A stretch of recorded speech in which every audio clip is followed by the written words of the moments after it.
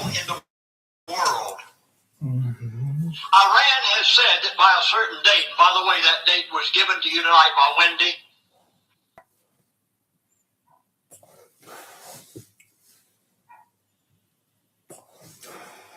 Mr. Calvini, we'd like to know why the IBBC, a bank, would be purchasing hundreds of millions of dollars worth of missile guidance and control systems from your company.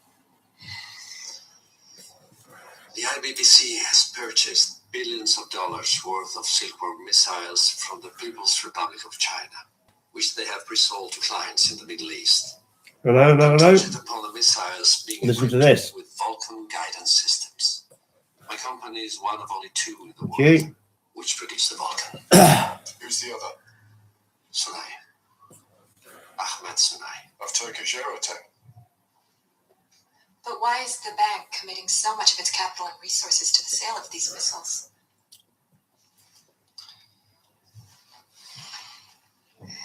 It's a test. Small arms are the only weapons used in 99% of the world's conflicts. And no one has the capacity to manufacture them faster and cheaper than China. What Skarsin is attempting to do is to make the IBBC the exclusive broker of Chinese small arms to the third world. And the sale deal is the gateway transaction. Yeah, but billions of dollars invested simply to be a broker. There can't be that much profit for them. No, this is not about making profit from weapon sales.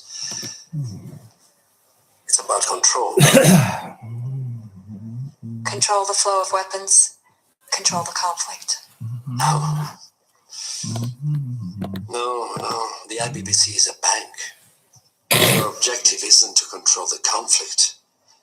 It's to control the debt that the conflict produces. You see, the real value of a conflict, the true value, is in the debt that it creates. You control the debt. What's up, mate? You control everything. Exactly. You find this upsetting, yes? You know from there. But this is Everything the very will change. essence of the banking industry. To make us all, whether we be nations or individuals, slaves to debt. Slaves to that. Hello, mate. You all right?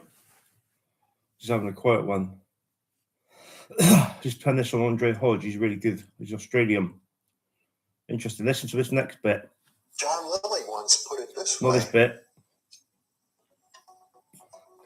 There are no limits How are you, to Dino? the human mind whatsoever, except those we impose on ourselves because of our beliefs. And those limits are also beliefs to be transcended. And that's a view that suggests that the possibilities of human transformation are virtually infinite. And we have no way of knowing the outer horizon of what it means. Good man. How's Maureen and the dog?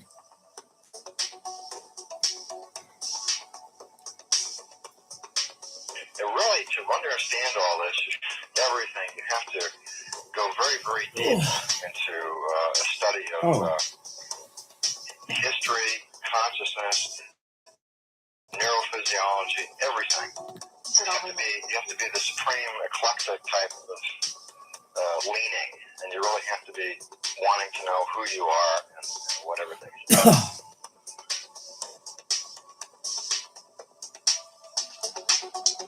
Oh, excuse me. The thing that you'll find when you go to sacred sites, if you're very humble about it, is that you are on a personal journey, and the sacred site will respond to you in a way that is appropriate only to you. The information is always what you are searching for, and it's the intent you give that energy that defines whether it is used for right action or not. And it is inside these sacred spaces that you will be reminded that you are a god, that you are a bright star. So what you're trying to do is move through the course without ricocheting off walls or creating karma. You're trying to slide through things smoothly. How do you do that? What's one of the big lights? Been a white, yeah? There's a technique that you can do that will allow you to touch some part of your inner being that has more knowledge in your conscious state does.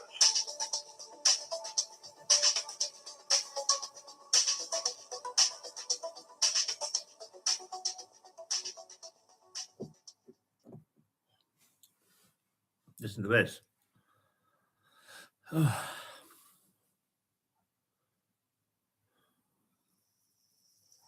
I'm going to make you a promise. What I have to say from this point on is not going to be a play on words.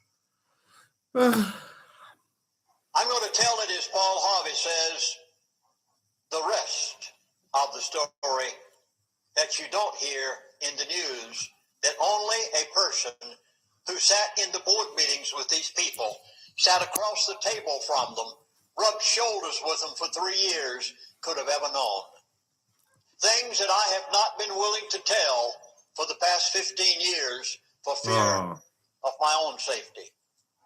I've decided I cannot keep quiet any longer. So I hope you have those pencils and papers handy. In the early 60s, crude oil was chosen as the method of controlling the world. It affects every human being. There's only one thing that affects every human on the face of this earth. The toothbrush that you're going to use to brush your teeth with tonight is made out of plastic. Where does it come from? Crude oil. The plastic bag in the garbage can that you put in that you have in your kitchen, it comes from crude oil. The asphalt highway that you drove on in order to get here to this meeting tonight, it came from crude oil.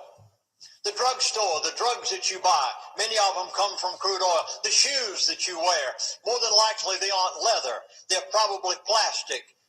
It came from crude oil. The polyester clothes that you're wearing, they are a product of crude oil. The price at the grocery store and the hardware store, it's going up because of the price of crude oil. Now, please write this one down. Exactly. Because it carries great weight with what I'm going to say tonight. Taking Tina for a walk free What today. we pay at the gas pump is a form of taxation. Now, this is so important, I'm going to say it again. Very few things I repeat twice. What we pay at the gas pump for a gallon of gasoline is a form of taxation that goes to those who control the world. Jot this statement down, if you will, please. The standard currency of the world is oil. Whatever oil is denominated in will determine what the standard currency of the world is. Now, what is going to affect your life in the immediate? It's called Iran. This is from the It is the 80s. third largest oil field in the world. Iran has said that by a certain date, and by the way, that date was given to you tonight by Wendy. Yeah. I'm not going to repeat it. I will afterwards in questions and answers if you'd like. I have a reason for not giving it right now. I'm being careful what I say tonight. I know this is what is going to affect your life in the immediate. It's called Iran. It is the third largest oil field in the world. Iran has said that by a certain date, and by the way, that date was given to you tonight by Wendy. I'm not going to repeat it. Yes. I will afterwards in questions and answers if you'd like. I have a reason for not giving it right now. I'm being careful what I say tonight. I know this is being recorded. Iran has said by a certain date, we are going to flood the world with cheap oil. They have built their flow line pipes. They have their ports ready. They already have their oil wells drilled. They have the third largest oil field in the world. They've said we are going to flood the world with cheap oil. here's the clincher. We are going to denominate all oil sales in euros. Our president and vice president and Congress are shaking in their shoes because they know that if Iran succeeds on the date that they have said, that it will collapse the American dollar. All right, mate. Something must be done with Iran before that date. Watch out. A lot of people in the world have a nuclear bomb besides Iran. Why don't they go after them? North Korea, Israel, The China. 90s, probably. I could go on and on. Why don't they take them on? They have to have an excuse. You see, it was weapons of mass destruction. Did they exist? Why are they going to take Iran on now? Oh, you'll hear every reason in the world. There's a reason they won't tell you. They know that if Iran succeeds on the date that they say they're going to, it will collapse the American dollar. Because they'll undercut everybody in the world on oil sales. When President Eisenhower was president of the United States of America, someone came to him one day and they said, President, Smedley Butler is like you. President Eisenhower said, no. He had such a great admiration for Major General Smedley Butler, he said, I would like to be like him. Smedley Butler wrote a book. I'm going to give you a quote out of it. War is a racket. It always has been. It is possibly the oldest, easily the most profitable, surely the most vicious. It is the only one in which the profits are reckoned in dollars and the losses in lives. Only a small inside group knows what it's all about. It is conducted for the benefit of the very few at the expense of the very many. Out of war, a few people make huge fortunes. There you go.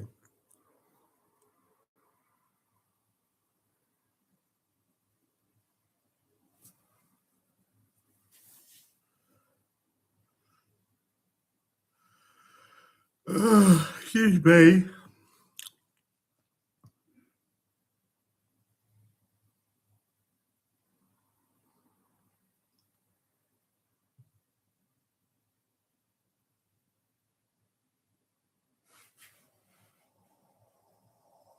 Hey, you epic. Welcome. Andre Hodge, Infinite Potential Healing and Servant of Truth with you once more. And as always, thank you for allowing me to be a part of your journey. I hope This guy's great. during these epic, uncertain, crazy, insane times, perhaps, I hope to be an ally to help you gain the data points, to help you navigate through it and see through everything going on and see the potentials in it as well, right? And what it's maybe triggering and showing in you and what's going on potentially the people around you, the ramping up of uncertainty and the simmering of the temperature of society to reveal a lot in people, and perhaps a lot of the stuff being done to people in the 3D, the society, but also the multi-D energetically and the bigger scales of control. So I'm a bit late in my day, and down in Australia we're in the middle of sort of autumn, fall, and it's daylight saving this weekend as well. So we're going to less light, and I don't know how long I've got light for and stuff, and I've been processing, brewing, contemplating,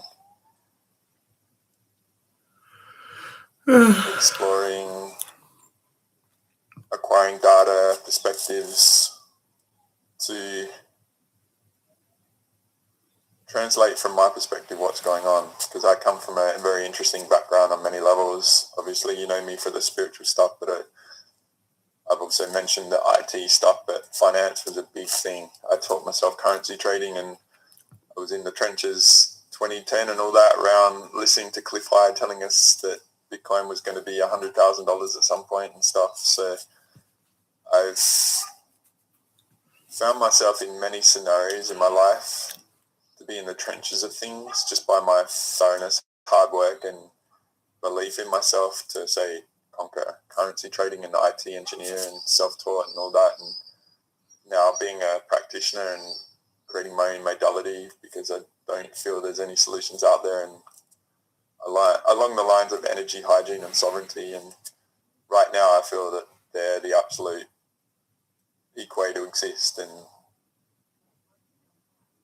it's an ally, and I've offered all that, and you can get into it and you know it all. But I found a lot in my life. I've been in scenarios to, say, succeed in certain ways which society would be about, but the outcome for me hasn't been about the success. It's about the knowledge of being in the trenches and the experiences to be here and to be able to offer this at a level of being very comfortable and stuff like that. So and I feel I'm the mozzies are out and it's late, right? So if I'm a bit scattered and stuff, I'm probably teaching them a lesson. But I feel I'm very primed to be able to explain so much that's going on. And I've been contemplating the variables and the different levels of themes that I offer, a bit like the last release a couple of weeks ago was Amplify the Echoes Part 17, the big scales and how that all percolates down. I'm attempting to show the patterns, and so you can feel it yourself, how it all fits in alignment in all the streams and stuff like that. There's definitely something very fascinating, challenging, and on many levels it's disappointing and horrible and stuff, and it's having an effect on society and impacting us all differently in different regions and stuff like that. And so I was contemplating which theme to offer this next space to sort of explain everything and stuff. And I was contemplating doing a recalibration to a new energetic reality, which is very valid. The stuff that's going on with the war in the Persian Gulf, with the Middle East and Iran and stuff like that. And then the shocks to the world relative to the economic sort of stuff. But not only that, the ripples and the energetically affecting things, and then the effect on the economy triggering the fear in people. And so the energetics are very fascinating, because one of the big things I felt maybe a month ago from when I'm releasing this, because that war has been going on, would be 5 weeks or so now, and or more. It was a bit after that, it felt like there was a big release of entities, right? So the economy, people were going into all F, like the butt. If I'm be vulgar of it, you know, the whole shit, like huge uncertainty, right? And so when the oil shock happened with the Persian Gulf to Strait of Hormuz and stuff like that, the instant effect of that big energetic system, and I mean the energy of the oil and stuff and its foundation to the society and stuff, that massive industry isn't built to have like short-term shocks like that, right? So it had a massive impact in a short amount of time, and the ability to react isn't there and stuff. So that got translated to gas or petrol prices, depending which part of the world you come from and stuff. And so then it bubbles up the temperature of the uncertainty in this world, right? And so there's all sorts of uncertainty. I think humanity in many levels is still traumatized, and it's a constant level of trauma depending on which scale of events are going on from post-2020 and all the chaos 19 sort of stuff. And so it seems like we're in another event that's affecting us all on those bigger scales, which is very relevant to a recalibration release. And what I said about the energetic stuff, it feels like that sort of hitting people energetically if I just get to the point, because I don't know how much light I've got, but it affected humanity, the collective, and so most people don't perceive the intuitive and collective nature, but it affects us all. And the other levels and stuff. And so Excuse I feel me. there was stuff done to the energetic grids, like there's always this fake grid sort of stuff where people can be sort of, whether they're aware of it or not, but shifted from a free space to a false grid under their feet and all this sort of stuff. And what I said about the mass entity releases on top, right? So people go into that uncertainty, the fear opens up their field and shit gets in and stuff. And so I feel like exactly. There's a lot going on in people's crowns to scramble them and all this sort of stuff. There's potentially hauntings massively going on.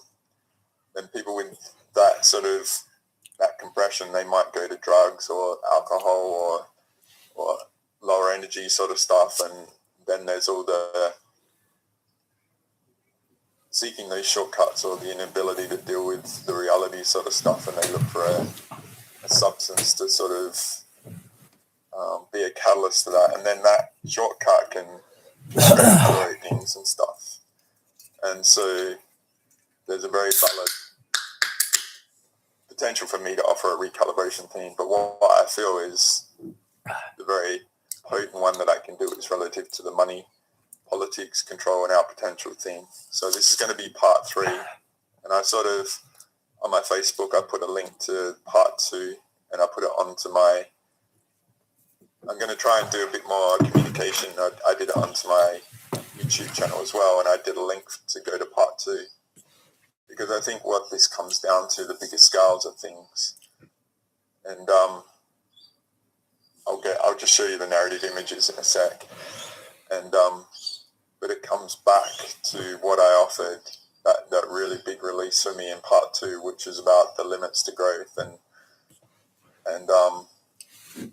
that stuff that was in part 2 relative what was worked out in the 19.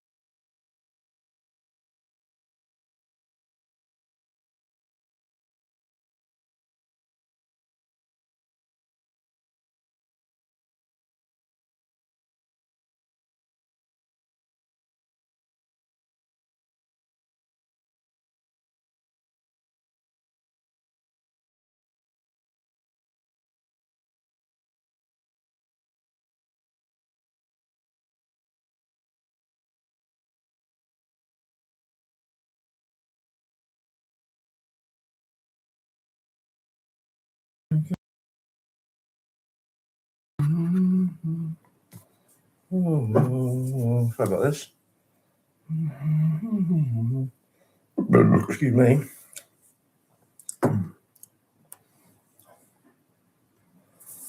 Entities, eh? And so us all in an idealistic world, we would long for, say, this peace and unity and all this sort of stuff. I'm back. And then when these sort of things happen, right, we might look for someone to blame as like, why are you Just started chucking it down there. uncomfortable reality for us? And most people are driven by comforts, right? They want comfort and peace and all that. And being in dis-ease and an uncomfortable position and challenge and stuff, most people resist that. And I would just offer you, like, if you're hardcore and into all this stuff, right? And the metaphor is, like, I feel like a lot of people have gone backwards and they're retreating back into the 3D. And I'll show you the images quick and all that sort of stuff. But I feel people have retreated and they've gone from their multi-D awareness to the 3D with all those energetic variables going on without doing the basics and a lot of people around me that come through for many sessions and stuff, and they're very hardcore and thorough, and they'll get out their way and let me do my thing. And which I like. Who they are at the start to the journey at the end, it's really always awesome to like take them from how smashed and energetically influenced and entities and hacks and shit to getting clear and all that sort of stuff, to remember like how good it is and how you can just ride the waves and all that sort of stuff. But what I would invite is that all of this stuff might feel like a big, the metaphor I was thinking, I used to go bodyboarding and surfing, and I've been going to the beach, like we've had awesome weather and stuff, and just freaking loving Earth, right? Like how amazing life actually is and all this freaking bullshit, right? Like, so just really enjoying life and finding like something, an outlet to remember that, and you're in a child and all that sort of stuff. But the metaphor I was feeling is, and I'm going to do the contrarian view, if you remember, I'll show you that in a little bit, but if you understand the waves and things like that, I was thinking like going to the beach, and I used to go to pretty big waves, and there's an awesome documentary that I would love to clip out there called Momentum Generation. It was about Kelly Slater in the 90s and those kids that became world champions and changed the whole surfing thing, and they were at Hawaii Pipeline, right? Momentum Generation. I would go watch it. It's freaking awesome. And I would love to clip the crap out of it, but it's copyrighted and stuff. And so I haven't been able to show it, but they were at big waves, and it's freaking scary out the back, right? And so I feel the metaphor going on, and this might be like how you can approach the energetics and spirituality and consciousness and all that sort of stuff, and watch how people are, because most people are in fear and they'll accommodate their fear and they'll retreat and stuff. Like I said, they're going back into the 3D 5 cents. If I show you the spiritual no man's land thing, and going in where all the big waves are, it's like a freaking no man's land, right? You want to get out the back where it's just like you choose your wave and then you have a good ride and stuff, but getting through that spiritual no man's land of the surf sucks, right? And the approach you do, this is what I'm getting to, it's like you might be like, no, you're in no man's land and it's a long way to get out the back of the waves, and so you might be seeing like an all shit freaking massive wave that's going to come and just absolutely smash you, right? And so you might think, oh, run away. But what you have to do is actually you have to go into it. You go towards it and you try and beat it so the lid doesn't get you, and you get underneath and you dive deep, right? And I feel like there's just a lack of spiritual energetic instincts right now because it's game on, right? Like, the truth of an individual is known not when it's good, but when it's bad, all right? And this is where all that work and all that investment in the game of life, like on Earth, like life in the 3D on Earth is the ultimate freaking test, right? Why do drugs or go play games? Like, just try and master existence, right? It's the ultimate freaking game, and you may like test and challenge. And I get why people want to do drugs and they want to check out and all that sort of stuff, but be here present, like it's the ultimate trip, right? And so me, like, I feel like I've created the ultimate like hack, right? Creating the energy hiding stuff and the sovereignty. And if you're sovereign and stuff, none of this stuff would affect you, all right? Or it might affect you, you might have uncertainty, but in the moment, like, you're pulling it all back. You make the best decisions in that moment. And, you know, if you're hacked and you've got entities and your energy's depleted and all that sort of stuff, then your ability to process and cognitively get through it all is very hampered. And so what it comes down to is, are you operating at the peak of your existence in this moment? And are you making the most of your precious peak awareness time? And all of this going on, there's all this stuff going on in society and all this, and this person is bad and this person is good, and this one has perspectives because he's got this vested interest, or this person won't go to multi-D and they won't do healing, so they're going to stay in the lower levels of the narrative and stuff. And it's like, there's such a new country of opportunity to be like uncharted territory energetically and multidimensionally and power through in spite of all this crap going on, right? So I feel like I'm going to put a lot together in this with a lot of clips and help you translate a lot that's going on, right? So I might just, what I wanted to do, I've got about 5 or 6 different images. If you see a guy with a green tie, and I might have shown a clip at the start just to get the oil focus and stuff of how big it is. I would love to show clips of a TV series called Landman, but it's on Paramount and it's got Billy Bob Thornton. It's written by Tyler Sheridan. I think that's his name. I keep getting wrong. He wrote Sicario, many other like Yellowstone and stuff. Interesting stuff, this. If you can get to see Landman, the first 6 episodes or so of the first season are outstanding. There's such wisdom relative to oil and its true importance in the world. But I might have shown a clip with Lindsay Williams. I put him in Influence Part 6 about oil, and I would love to show a lot more in this. But I've got so many different clips, I'm going to probably limit it, right? Lindsay Williams, interesting guy. What I want to do, right, I want to show a clip, a cut down clip of the limits of growth, because I feel like there's all this boom and then COVID sort of happened. It was limiting us, right? And then we went dipped, and then we've been going, and then this sort of stuff is going on in the Middle East, which is impacting the economy and it's dipping. To me, the bigger level that's going on, and I might just show you the narrative quick, right? Because I'm running out of light. I'm going to have to just go through and tell you what the clips are, and then maybe see what I've got at the end. I've been asleep all day. I'm just going to show that image. So this money part 3, I'm not sure what it's going to be called, about oil, the reserve currency, and the battle for its control, right? Because if I showed the clip, I'm thinking with Lindsay, it talks about Iran, right? Interesting, right? What that Lindsay lecture was, I think he did it in 2005 or 6. I was 20 years old. It was like in the end of the Bush Jr. second term sort of thing, before the financial collapse, right? But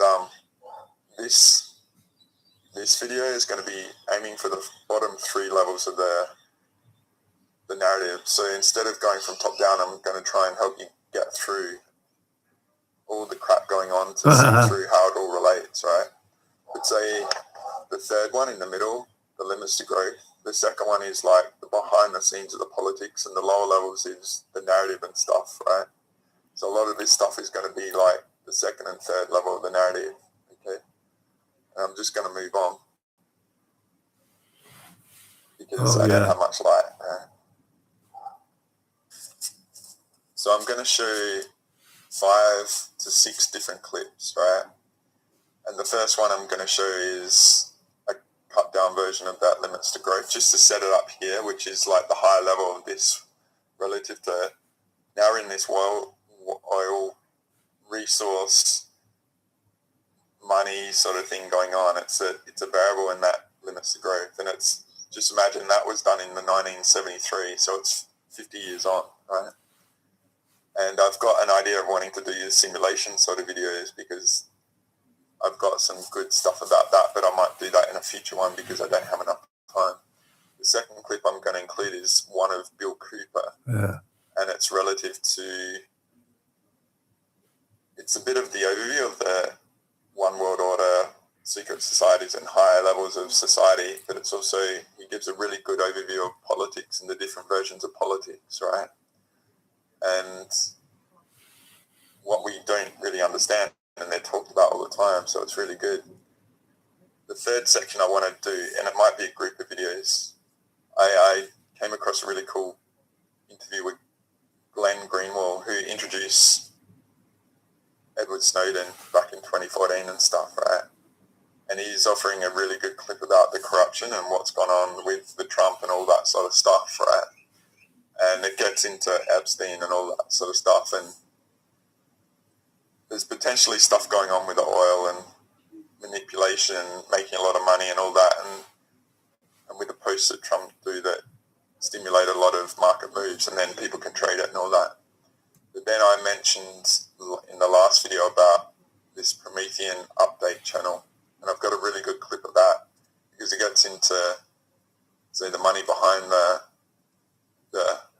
Ayatollahs of Iran and stuff like that, and the British causing the shipping issue that caused all the oil shock and that. And then I want to probably offer a clip with Lindsey Graham, right? And it's about the big scale, like the wealthy, like the elites manipulating the markets, right? And so how they set us up, and with the price of gold and precious metals, there's been this effort to get into them, and then what's happened is this financial shock's gone on, right? And so the economy, like contrarian view sort of stuff has kicked in, and then the price of oil has risen and all that sort of stuff, and it's brought the money back into the system, if that makes sense. And it's very metaphoric of what he said happened in the 1980s. And then it's also, the last main clip I want to offer is going back to that Discordian clip. If you've been through my stuff in the past, right, I offered that relative to the KLF, and Discordianism is putting all crap out there, information to distort everything and stuff. And I feel like what's going on is there's a lot of agents out there in the community, podcasters and all that, offering their perspectives, and very polarized against the lower layers of the narrative, but they're not understanding how the economy works and all that. And I've already probably shared some clips, right? So what I'm going to do is offer that limits to growth clip, and then I'll say hi, and I'll introduce the Bill Cooper clip, right? So I hope all that, I'm not going to have much light, but I'm just going to offer this as a big data download, right? And I'll build on this part 3 release in the future, right? So enjoy this first clip, and I'll see you on the other side.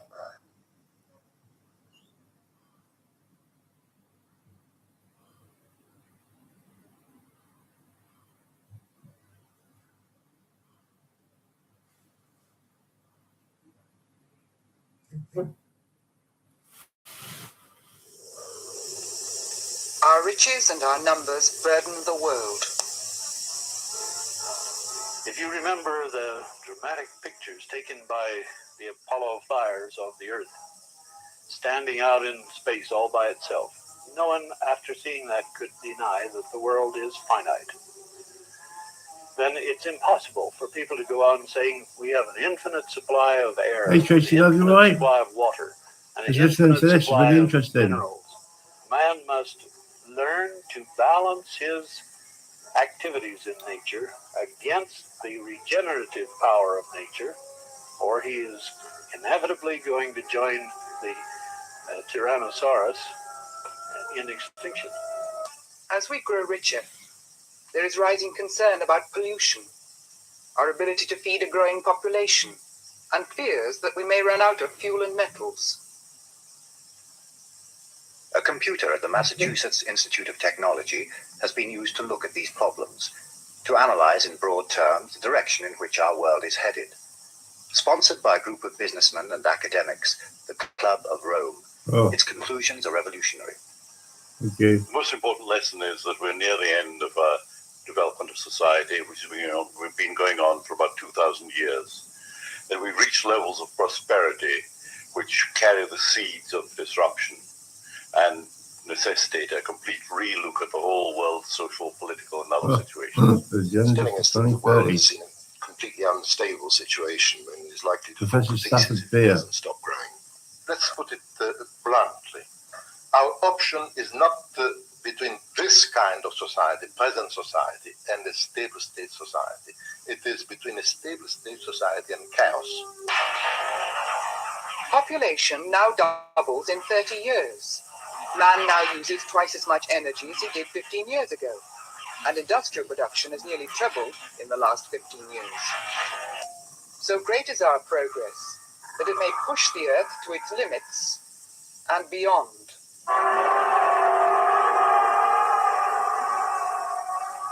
We threaten a confrontation with nature. Progress to that confrontation is speeding up.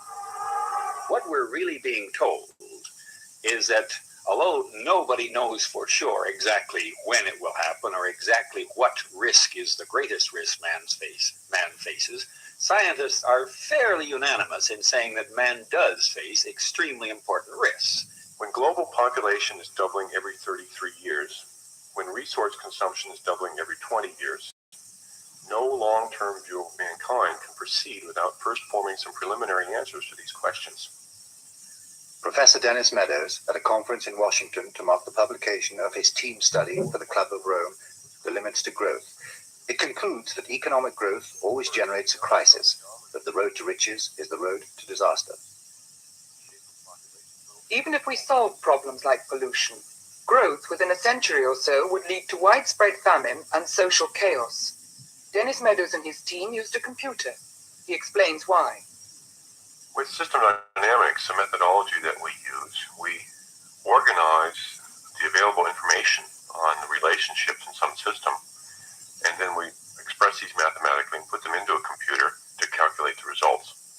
It's possible for men to perceive the individual relationships in a system, but very difficult indeed without any assistance from a computer to understand what their implications will be when they interact.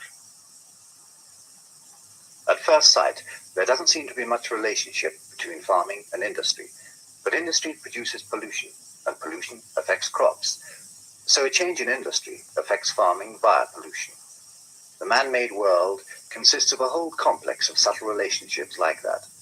Change one thing, and it sets up a slow and complicated chain reaction.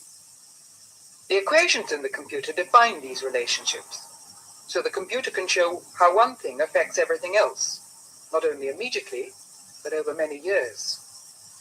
The runs on the computer show how these things would interact and affect man's future. They used the computer to see what would happen if man successfully tackled his obvious problems, if he grew more food, found more natural resources, and controlled pollution. But first they ran the computer to see what direction the world would take if it ran its present course. As the century unfolds, industry grows, as does food production and population.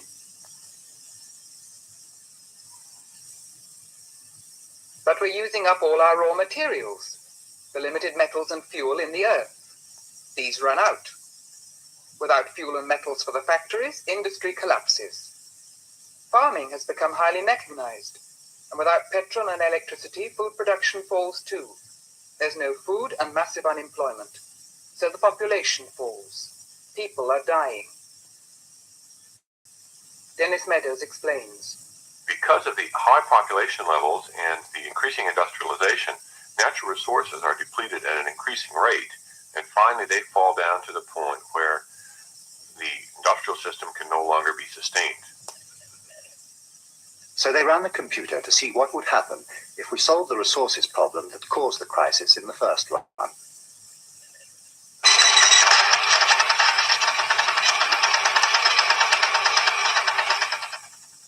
This time, natural resources used carefully run down slowly. But industry continues to grow. This industrial growth produces a serious pollution problem. Pollution attacks both people and plants. Crops cannot grow, and farming starts to fail. The population starts to collapse when people die of hunger and pollution. Industry, without a workforce, collapses too. But now pollution is permitted to rise because industrialization goes further, and finally pollution begins to impair the lifetime of the people and the productivity of the agricultural sector. So in the next run, they assumed not only that we had solved our raw materials difficulties, but that we had controlled pollution as well.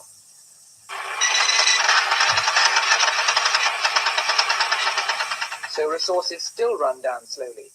Industry can expand. Pollution, now controlled, doesn't become a problem. Growth is progressing. But this time, the population grows so large that food becomes a problem. Food production cannot keep pace with population. People starve. And industrial society collapses. this case, the land resources become insufficient. Pressure on the land begins to lead to land deterioration, and finally food per capita collapses and brings about a population decline. So on the next run, as well as pollution controls and a careful use of resources, they assumed that food production could be doubled.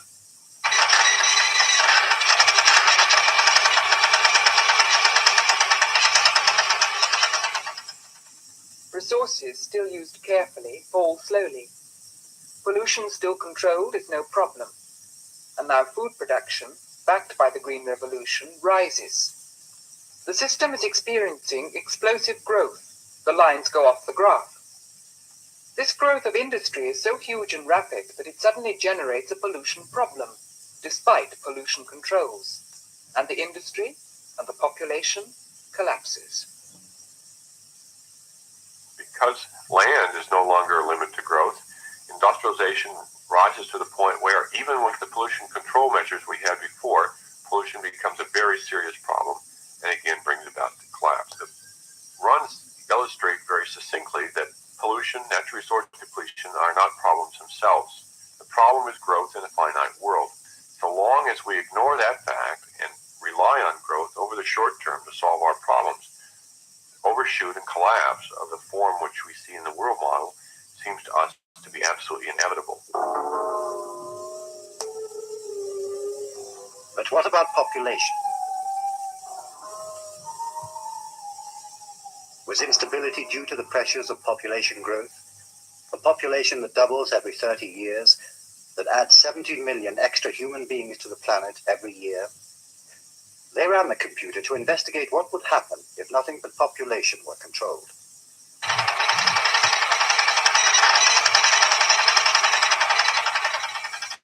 Population is stabilized. Only 2 children per family. Industrial production and food production surge ahead, and pollution rises too. The system is growing. But again, industry uses too many resources, which run out, bringing down the system yet again.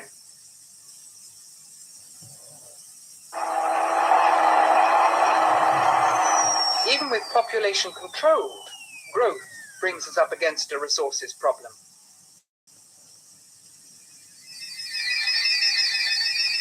So population control is not sufficient either. They made other runs on the computer, different combinations of policies. However they juggled population controls with pollution controls, with resource conservation, with food production, the result was a breakdown. A breakdown that implies millions of deaths and the collapse of civilized life. What had been the reaction of informed opinion to this study and its bleak prognosis? Well, I think the study makes an important contribution to the environmental dialogue. It points up some of the fundamental issues that man is going to have to grapple with if he's going to survive and continue to improve his position on this planet. Is there evidence that the base forces shown in the model are already at work in the world today? Some would say so, and go further. See the symptoms of growth in Vietnam and Bangladesh, in crime rates, and the state of the world's great cities. Look at the city. In America already, the city is falling apart from the center outwards, so that you can't walk in the center of the big American cities without running great physical risks. They're covered in concrete in cars. The poorer people can't get out of the center and therefore form ghettos. The problems are overwhelmingly bad. I would go so far as to say that the troubles we see are all part of this business of an overloaded society that doesn't know how to conduct itself any longer. These are all symptoms of what Meadows is talking about, in my opinion. They're symptoms of instability, and that is what Meadows' model is telling us. If one looks at the whole world, it is becoming better cultivated and more fully peopled than anciently. All places are now accessible, all open to commerce. And where once were hardly solitary cottages, are now large cities. What most frequently meets our view is our teeming population. Our numbers are burdensome to the world, whilst nature fails in affording us her usual sustenance. Our wants grow more and more keen, and our complaints more bitter in all mouths. In every deed, pestilence, famine, and wars have to be regarded as a remedy for nations, as a means of pruning the luxuriance of the human race. Those words were an eyewitness report made during the decline of the Roman Empire. The Dark Ages followed. If this study is right, then our society is threatened. No one knows when or how. But if it does mirror the world, if we can see in our problems the stresses of growth, then the world is unstable. Growth, it seems, has an awful logic. It is so obvious, in a way, so simple to consider that we cannot continually and exponentially go as we are doing now. Nothing in the world, nothing in life grows continuously.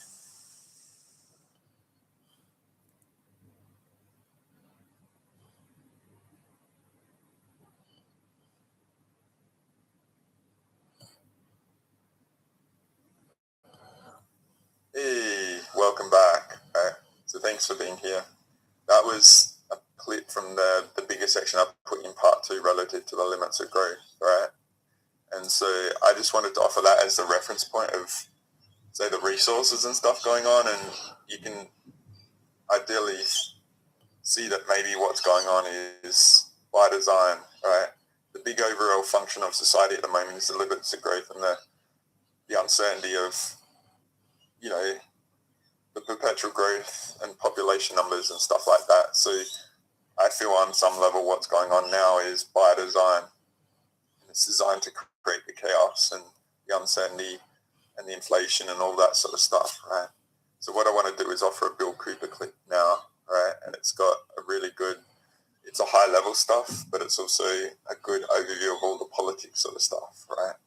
So I don't have much light. I'm just going to go through these, all right? And I'll see you on the other side. All right? Enjoy. I hope you get a lot from this.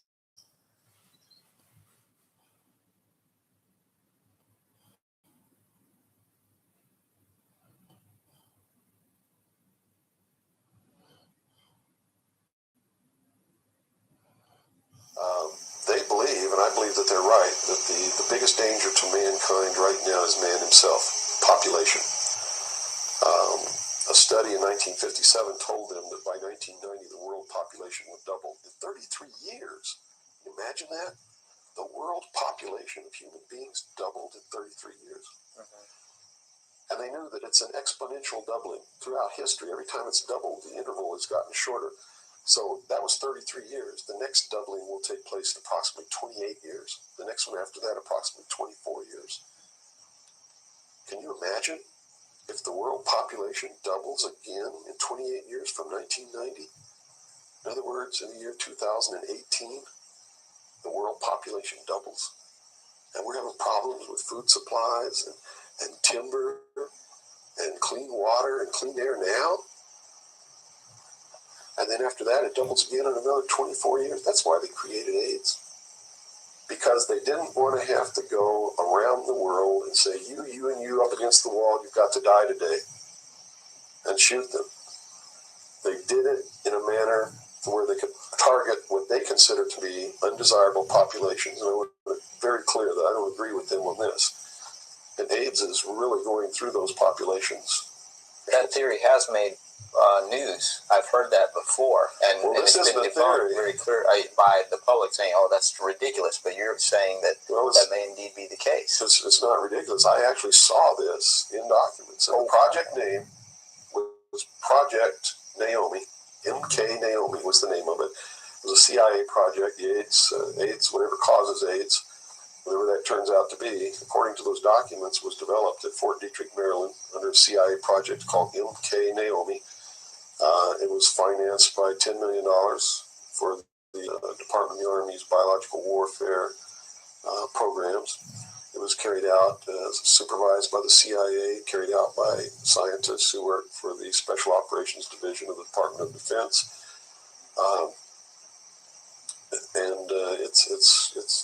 It's doing its job. And would you assume if AIDS doesn't work, there's a contingency plan for that even? Well, I think that they have other things out there working concurrently. One thing I've learned about these men is they don't just do one thing. In case the public discovers what they're doing, or discovers that somebody's doing, whether they know who's really doing it or not, and stops it, what they have running is several concurrently running plans so that if one or two fail, the other ones are going to take care of the problem. It sounds pretty hopeless. I mean, based on that scenario, is there anything, any uprising or what? Yeah, there is, but it requires that people wake up. It requires that they really learn the truth instead of live their life in fantasy land. You see, because nothing can exist without the consent of the people. Unless they buy it, it's not going to happen. And all of these plans lead to the public's ultimate acceptance of what they're going to do. In fact, they're designed to make the public ask for it. For instance, the burning of the rainforest in Brazil. I know people who are just up in arms. Stop this. We got to stop the burning of the rainforest, which is exactly what the burning of the rainforest is designed to do. Because Brazil is a sovereign nation, right? How can you tell a sovereign nation to stop burning its own forest? You can't.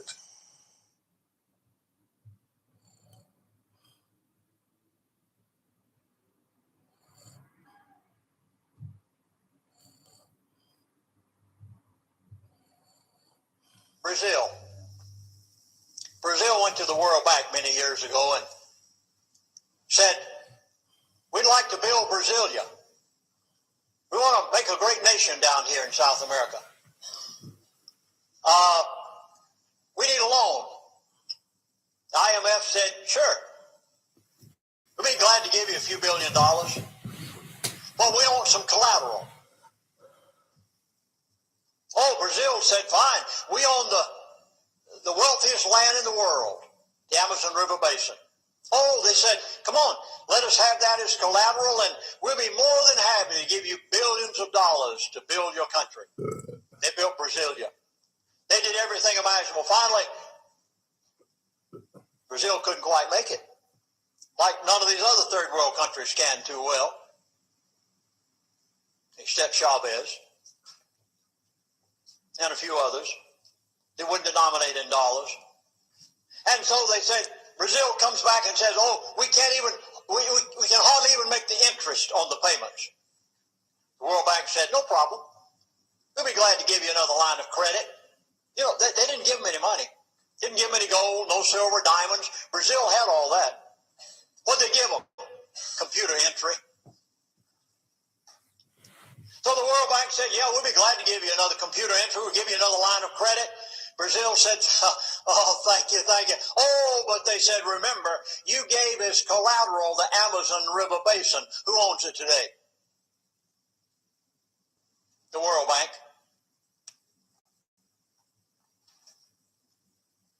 Brazil doesn't own it. They had to give it to them for another line of credit.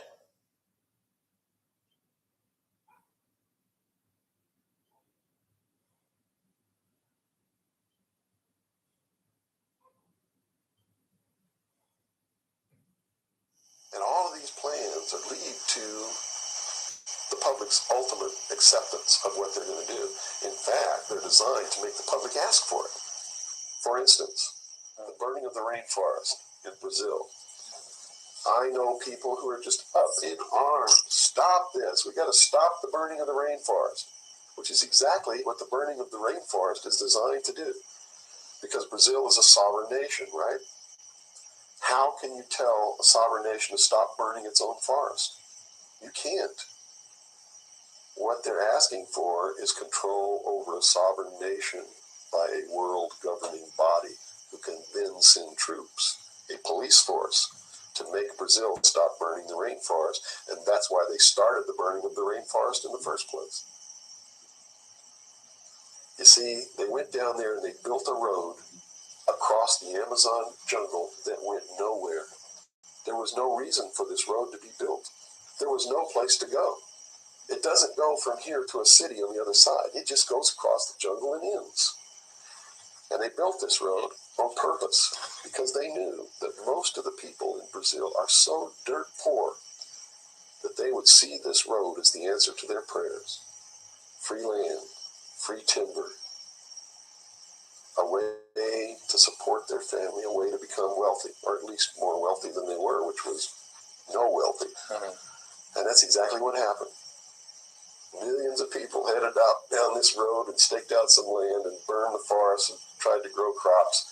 And they found that rainforest is no good for growing crops. It'll grow one crop, and then you got to go burn more trees and plant another crop because the soil is poor. And that's what's happening. And that's why the forest is being burned. And it was done intentionally to create the scream of stop burning the rainforest, so that then they could offer the solution. The solution is a world governing body that can then order and enforce that order of Brazil to stop burning. So the green movement worldwide is now just a manipulation. Yes. Of now it's been proposed time and again too that big business is behind things like this, and that would represent a capitalist approach. But what you're saying is we're heading toward a socialist approach based on this scenario. You have to understand the difference between capitalism, socialism, communism, what all of these things really mean. You have to understand that what the difference is between right wing and left wing. People, they use these phrases all the time, and they don't even know what these things mean. And it's just incredible to me to hear a socialist calling someone else a Nazi, because Nazi means National Socialism. So here's a socialist calling a right-wing guy a Nazi, when what he should be calling the right-wing guy is anarchist. People on the right want no control. They're really anarchists. So they would, in theory then, or in fact, be in opposition to this ultimate movement. Yes. Whereas in appearance, they would be the ones behind it. Well, when you have a misunderstanding of what the terms mean, yes. Okay. Right wing, on the far right, is total anarchy. They don't want anybody controlling anything that they do, and they believe that people are responsible enough that the world can exist without government. Okay. Or the very minimal government that it would take to.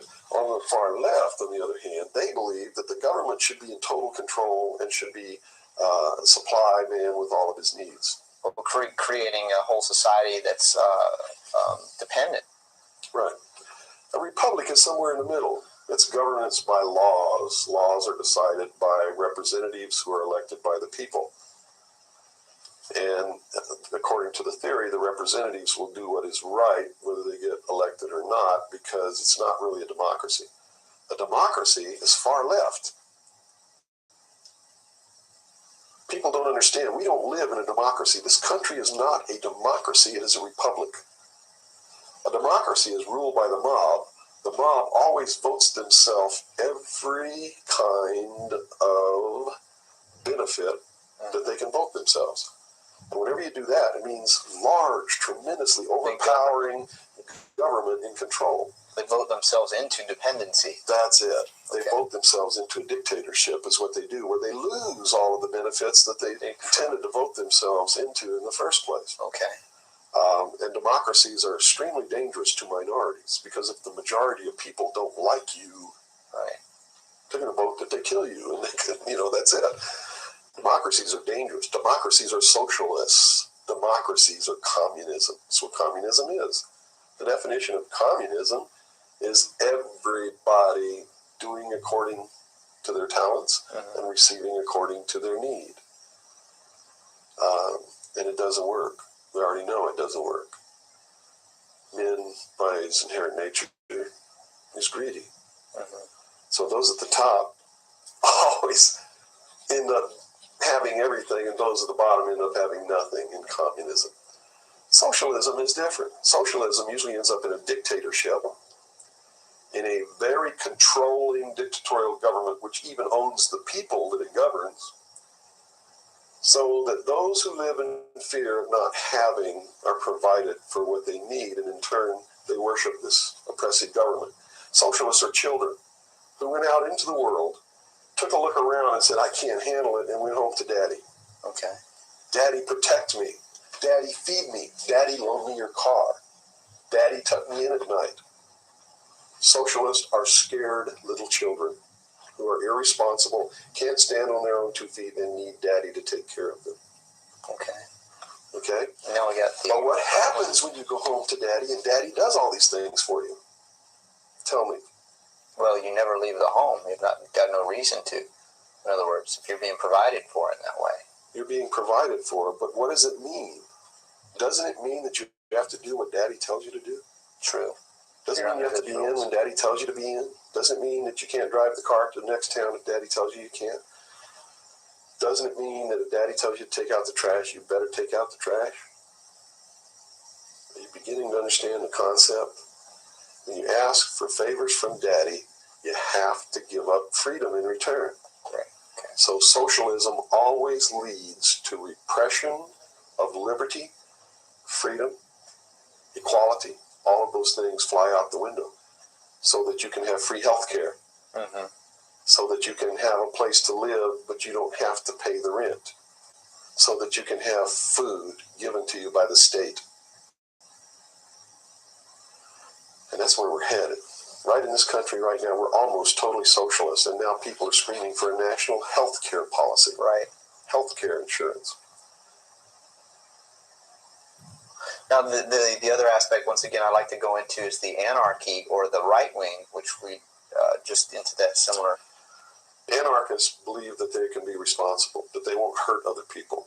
Okay. That your freedom never ends until it begins to infringe upon someone else's freedom. And that no one should have any control over that. That there should be no speed limits on the highways. The problem is that, again, just like on the socialist side, you have people over here that are human, and human condition means that ultimately somebody's not going to be responsible, that they're going to drive too fast when they've had too much to drink, and they're going to kill innocent people. The answer is a balance. You know, the law of the universe says this. It's a law of physics, really, and everybody can understand it. For every action, there's an equal but opposite reaction. There can be no good unless there is evil. There can be no man without a woman. You understand the concept? Based on that, the theory of a utopia here on Earth is corrupt right away. Absolutely. It goes against the laws of physics. It goes against the law of the universe that there must be two opposing forces all the time in every instance, because that's what makes the universe work. That's what makes everything work. What we need to do is stop trying to go way over here and establish some utopia of freedoms, or way over here to establish some repression of freedom so that we make sure that we got something on the table to eat. And strike a balance between the two that works. And stop withholding information. What makes it difficult for anyone to succeed or live, or for us to really come together and have peace in this world, are all of these people who think that they are the guardians of the secrets of the ages, and only them have truly mature minds, so only them are worthy of knowing the secrets and the real science and the real metaphysics and all of these things. So they repress it and they keep it secret, so the rest of us live out our lives and we don't know the truth of what life is really all about. Therefore, we're always stumbling over each other and getting in each other's way and doing the things that we profess that we don't want to do, simply because we don't have access to the truth. If we had access to the truth. Now, I got to tell you this, back when these men first began establishing these societies, these mystery schools, and suppressing information, the common man was uneducated, did not have an intellect capable of understanding these secrets. They were really beasts of burden for the most part, and they lived their whole life in toil. Right. But things are not that way now. Most people have a good education. They have a good mind. They're capable of understanding if they're taught, and if they're taught correctly. And I think it's time to teach people what the truth is and quit hiding it, so that we can come together as one humanity and make a balance and live together in a balance. You know, evil's never going to disappear. Neither is good. But we can maintain a balance and life can be good. Instead of swinging back in this tremendous battle between these two opposing, radical, extreme ends of the scale. That's got to stop. I've never understood why somebody would join together in this band of people and call himself a Democrat and not vote for anybody else if they're not a Democrat. That concept is beyond my understanding. And Republicans and libertarians and populists and communists and socialists and this and that, and blacks and whites and the Indians, and there are so many sects and groups and segments, and we're so fragmented that getting together is going to really be difficult. But we've got to do it. Because if we don't wake up and do it ourselves, these men who meet in secret and plot the manipulations are going to do it whether we want it or not. And they're going to do it at the point of a gun. They're going to take away everybody's freedom because they don't consider us responsible, capable of having that freedom, are capable, or even of using our intellect. So they'll put us in shackles and control us and force us to be peaceful. That's what the plan is, and that's what the New World Order is all about.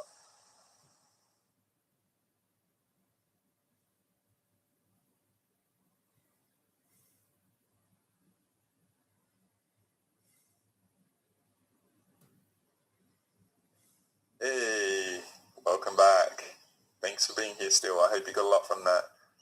And I'm really appreciating Bill Cooper now. Like, after all these years, it was that sort of stuff was from 1992, right? So the green tie, I've included a little clip relative to Brazil, and it's showing the control of the money at the high level sort of stuff. I'm going to offer bigger Lindsay stuff in the future. This was going to be quite long with all the clips and stuff, and I just wanted to touch on it, but give you the overall data points of the pattern recognition of everything and stuff, right? So what I'm going to do is focus on corruption a little bit, but it will hopefully offer different layers of things and the projection and the confusion of the reality, not understanding all these bigger things, and then I'm going to come in with a lens clip, right? So what I'm going to do is offer 3 clips sort of together. It'll be the Glenn Greenwald, because I'm trying to be quick, right? And it's a bit of an interview with the corruption that's gone on and stuff like that, and the markets, but it's also the bigger scale of things. I may include a clip from Spectre with Daniel Craig. I may not. It's going to be quite long. Then I want to offer a clip of the Promethean update. I've talked about them. They're quite balanced towards Trump, and it's all about the British US going the last 250 years, and it gets into like the consequence of Trump going in and that, and the undermining by the British to create the financial cost of oil and stuff, right? And then I want to offer a clip relative to Lindsay and the market manipulation at the bigger level.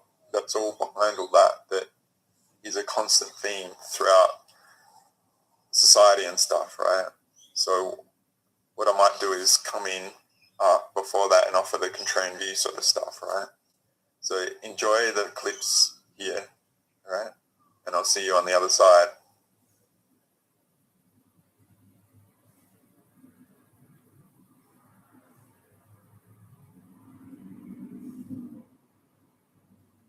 All right, Glenn Greenwald, thank you so much for coming, man. Great to be here. Thank you for having me. Huge fan of you, legendary Pulitzer Prize-winning journalist, obviously known for breaking the Snowden files and all that stuff, which is incredible. And the work you're doing now is also still very impressive.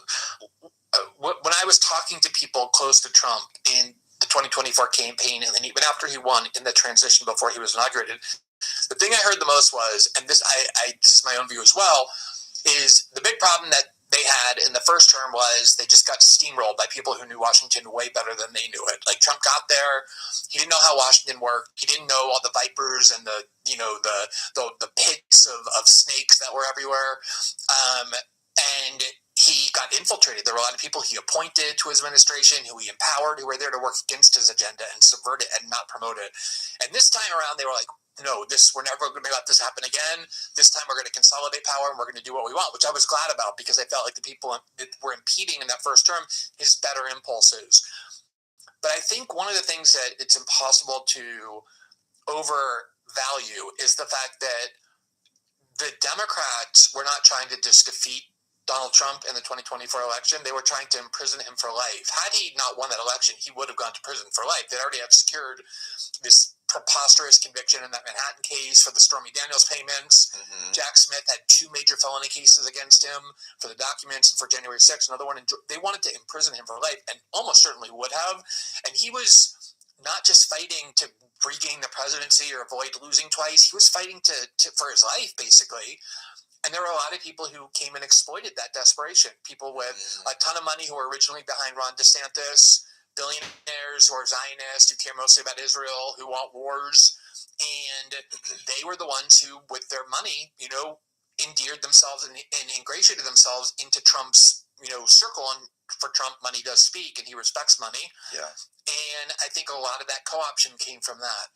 And, it also does seem like there's been more shady backdoor stock market bets that have been happening recently. I think I just saw something this morning about somebody made $1.5 billion in 10 seconds betting against the oil or betting on the oil prices dropping or something.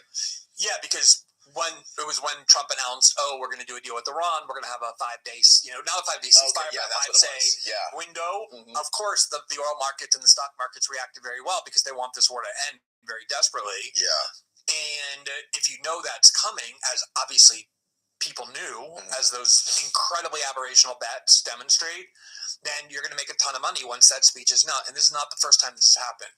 Mm-hmm. I spent a lot of time on the Hunter Biden case. I actually had a media outlet that I founded that I quit when they wouldn't let me do the reporting I wanted to do on it right before the election. Yeah, The Intercept.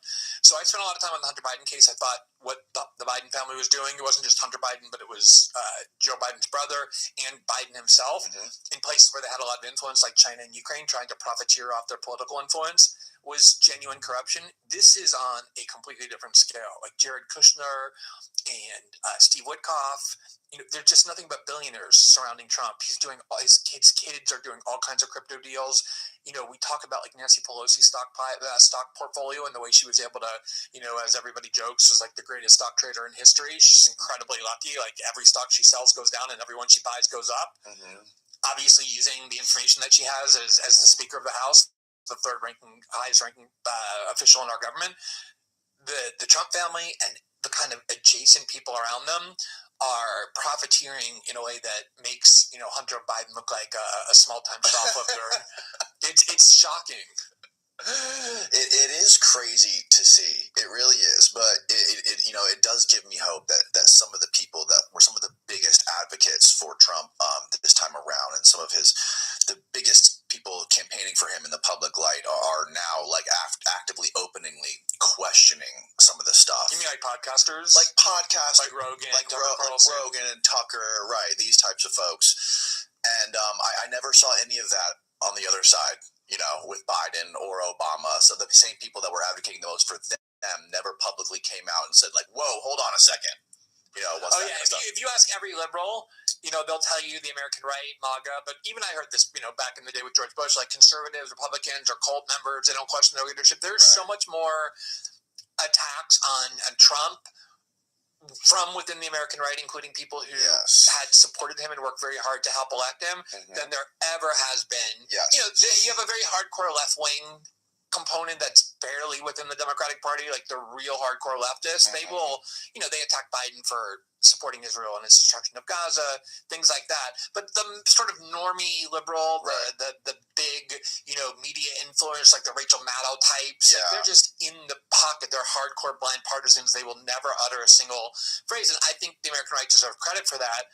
The problem is Trump has made his choice very clearly. I mean, he denounced and basically expelled from his little treehouse, the MAGA treehouse, Tucker Carlson and Megyn Kelly and Marjorie Taylor Greene and Thomas Massie. This is the crazy thing to me is that, it seems like to me, and correct me if I'm wrong, but I've never seen a president who's more poll aware than Donald Trump, who keeps track of the polls and knows exactly what the polls are doing at all times.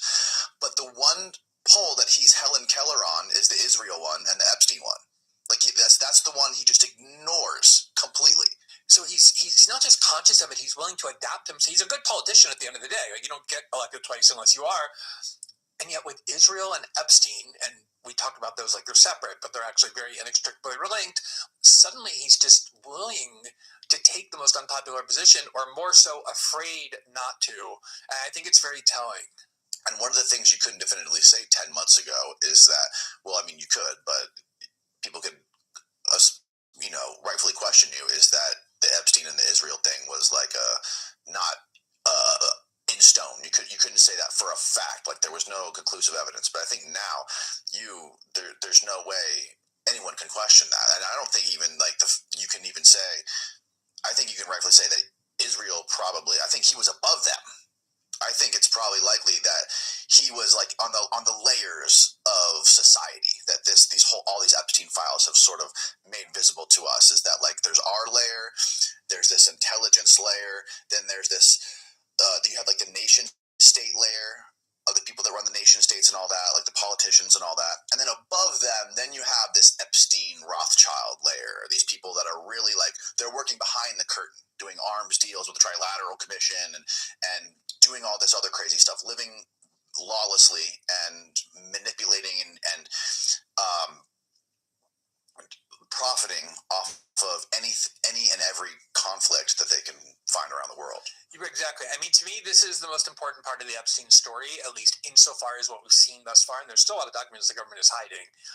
They thought that just by releasing a few million, people would be like, okay, and be satiated, a common tactic when governments want to pretend they're showing the truth, but they withhold the most damaging truths. Right.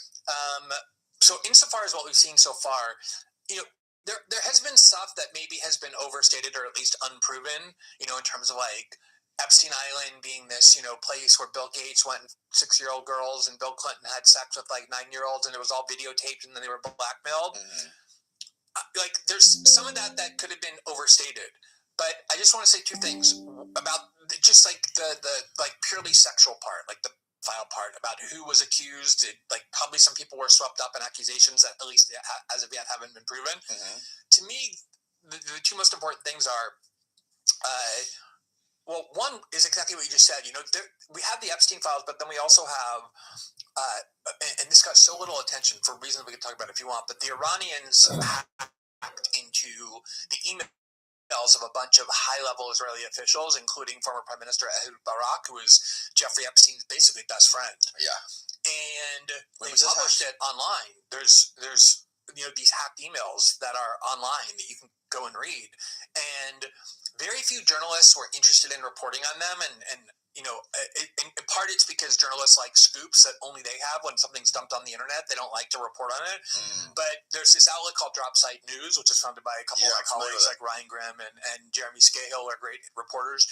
And they've had journalists like Murtaza Hussain going through these emails. And what that description that you just laid out about Epstein's relationship to Israel, to this kind of upper layer above nation states, including Israel, is very much proven in these emails. Like it is actually true that Jeffrey Epstein was performing extremely sensitive and high-level foreign policy transactions for Israel with the Mossad, but he was also doing it for a lot of other countries. And, we're talking about before he went on air, this morning I happened to see a couple photos with Jeffrey Epstein with the Saudi Crown Prince, Mohammed bin Salman. And it wasn't like like one of those pictures where you just are at some event and you meet a leader and you take a picture, like a very formal picture. They were like giggling and laughing. It was like very festive and boisterous. It was a social event, clearly. And the interaction was social in nature. And I think someone said like, oh, I know somebody who would be of great use right now in sensitive diplomacy in the Middle East, meaning Jeffrey Epstein, because of how intricately connected he was to everybody. And I think that is what we've learned the most about that there is this Epstein world. And it's a group of there's that photo. Oh my gosh. I know. I mean, this is like a very serious guy, like Mohammed bin Salman. Oh yeah, I've never seen him without his thing on his head. Yeah, and like with his arm around him. This is like supposed to be a devout Muslim, by the way.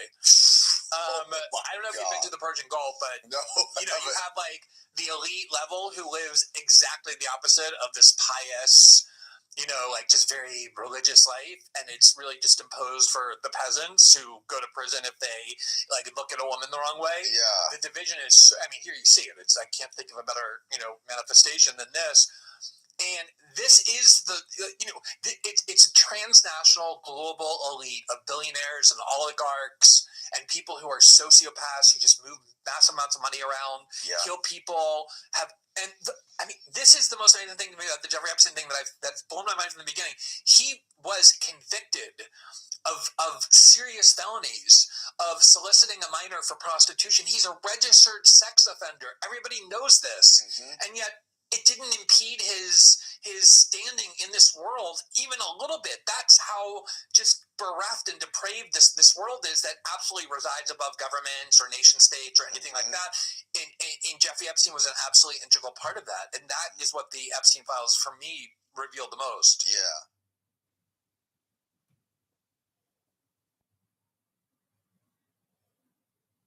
Lloyd's of London blinked. Just days after suspending shipping insurance for oil tankers in the Strait of Hormuz, they reversed themselves and announced that they want to work with the United States to keep ships and oil moving. Most people think they know why. President Trump had called their bluff and announced that he would keep the strait open. He also called Russia's President Putin, and he lifted some sanctions on Russian oil, in a move that the globalists called self-defeating. But that's still not the whole story. The real reason is that the world is going through a fundamental remake, and an even bigger scandal has erupted about the British, about the money ties between London and Iran's new supreme leader, Mojtaba Khamenei. Globalist think tanks and press will continue to insist that Donald Trump is stumbling into another forever war, that he's unleashing economic chaos and courting midterm disaster.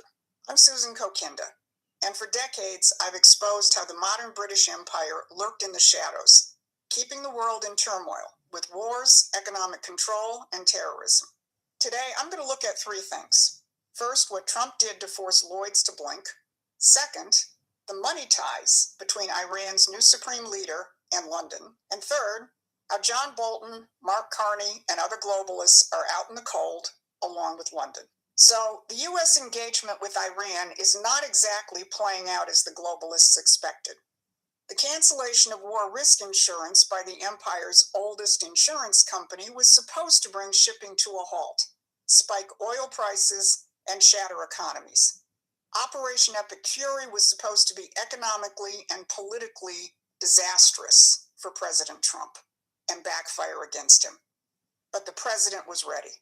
He moved on three fronts simultaneously, and Lloyd's never recovered.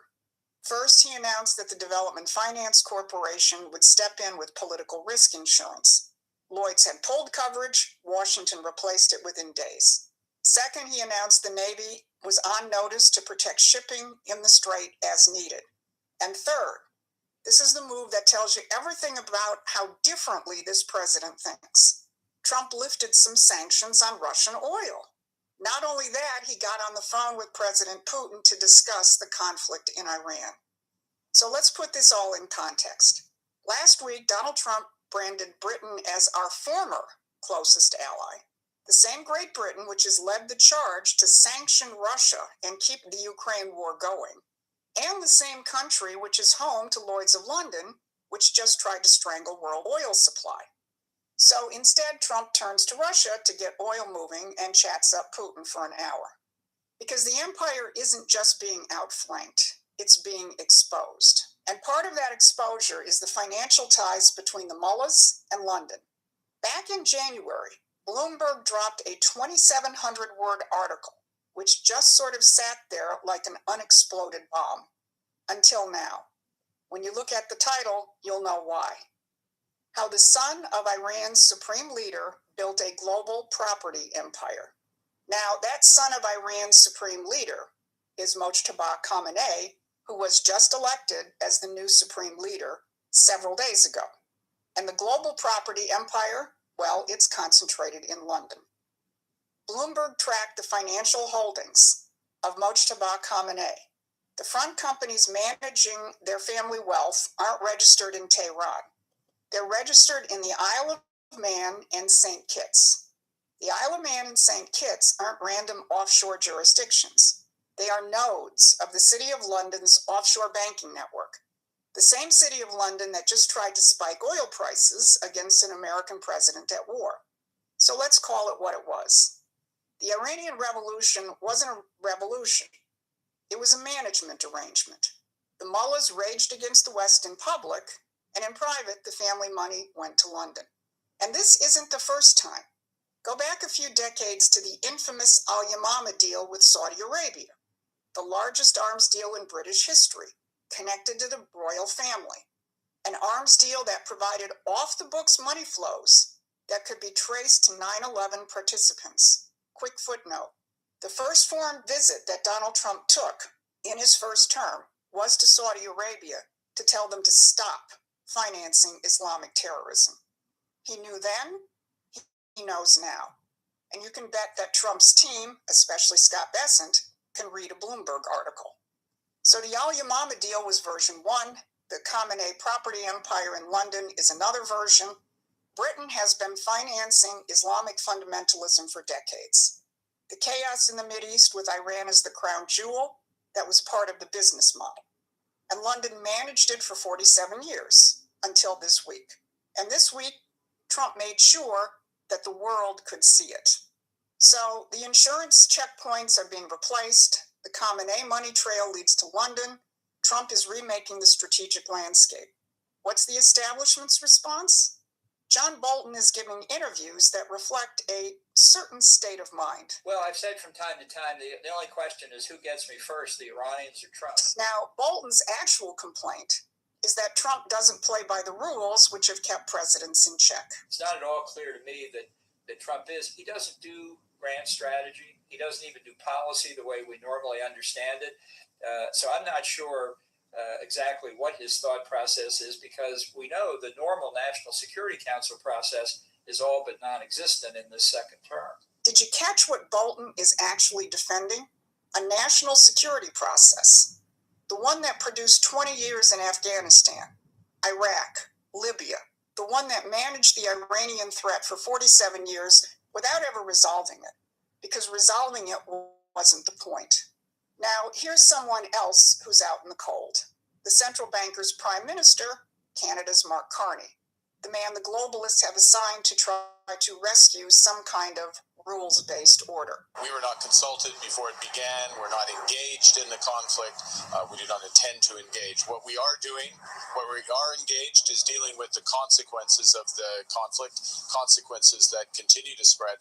That's the special relationship in 2026. The City of London's chief spokesman standing outside the fence, waiting to see how it ends.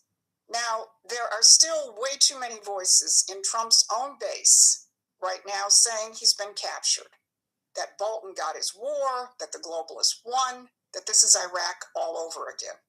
But look at who's actually complaining. Bolton can't get his national security process. Carney can't get in the room. The people who ran the old system are on the outside looking in, and they're furious. That's not what a neocon takeover looks like. That's what the global elite are looking at from the outside. That's why Lloyd's of London had to blink, because for the first time in a very long time, an American president is conducting an American foreign policy, not an imperial one. Become a member of Promethean Action and be part of that movement, a movement that keeps people focused on the real fight and the real enemy, the ones we've been fighting for 250 years.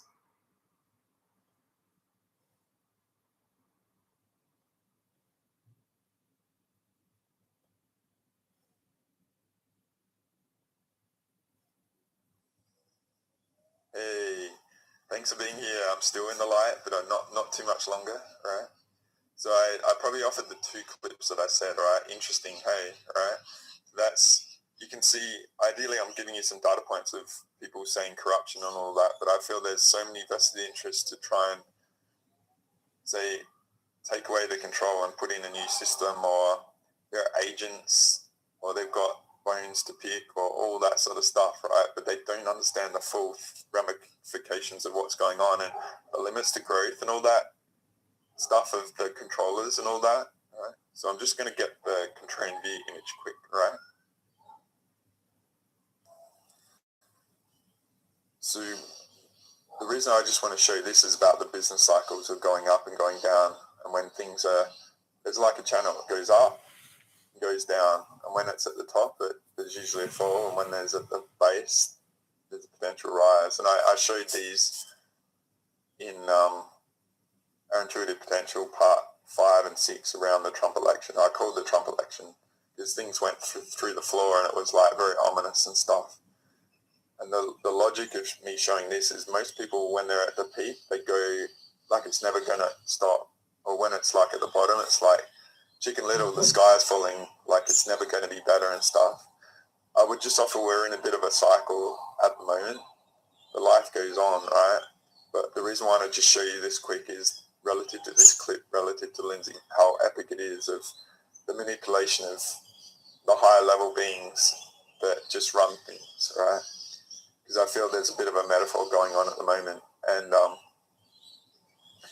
yeah, things like I mentioned about how gold was like, and silver were new highs and all that, but they've come off a lot and that, and it's like this clip will be very potent if you're across all those things, and it'll be very interesting, right? So this is sort of tying off the corruption sort of variable, right? So I'll leave you with it now, and I'll see you on the other side, right? Enjoy.